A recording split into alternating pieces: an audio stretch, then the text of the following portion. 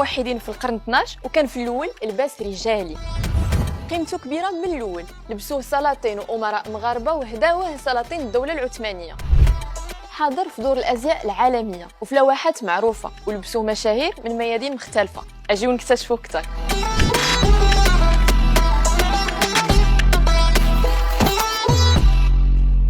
القفطان المغربي في طريق انه يدخل لائحه التراث غير المادي لليونسكو. هذا اللباس التقليدي المتميز اهتموا به مصممين عالميين، وهو دائما ورقه رابحه في عالم الازياء والموضه. المكانه ديال القفطان المغربي في عالم الموضه زاد واحد التقدم كبير بزاف. حنا لبسوهم جدودنا وحنا كنلبسوهم، ولادنا دابا غيلبسوهم. اللبسه كتدوز من 10 ديال اليدين، من لا ماتيغ بروميير، بحال تقلي فيها التصفيفه، فيها العقاد، فيها الضفيره، والمعلم عاد تيصوب. اذا الصانع التقليدي عندنا مهم، هو اللي داير لنا القفطان للقدام.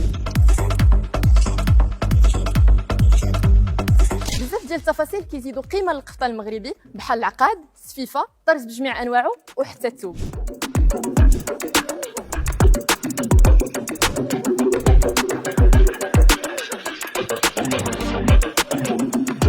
التصفيفه د المرمى كتصوب فاس، هذه راه عندها شي سنين ملي خلق القفطان خلقت هذه التصفيفه، والمعلم التقليدي هو اللي كيمكن له يخدمها ممتازه بحال هذا الشكل.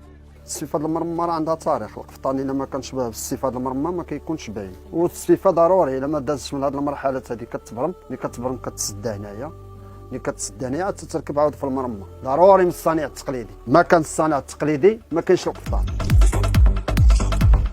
القفطان هو تقليدي، خصو يكون تقليدي 100% بالمرمى بالمنشج. يعني لما تستخدمش المرمى راه ماشي مهم. راه القفطان هو البروكال، المرمى التقليديه كتكون عنده قيمه وبالتقليل الحر وبالحرير. هذاك هو القفطان الاصيلي القديم. يعني الحاجه القديمه ما عمرها ما كتموت، يعني كيدور الانسان كيرجع للاصل ديالو. بالنسبه للقفطان العقد العادي كنكور بيدينا باش كتجي العقده صامته. والقفطان المغربي كيبقى مغربي، ما كاينش واخا كيبدعوا فيه شي حد اخرين ما كينجحوش فيه. القفطان المغربي غادي وكيتطور، ودخلوا عليه اضافات كثيره، ومع ذلك باقي محافظ على اصالته بفضل الصانع المغربي. وانتوما شنو قصتكم مع القفطان؟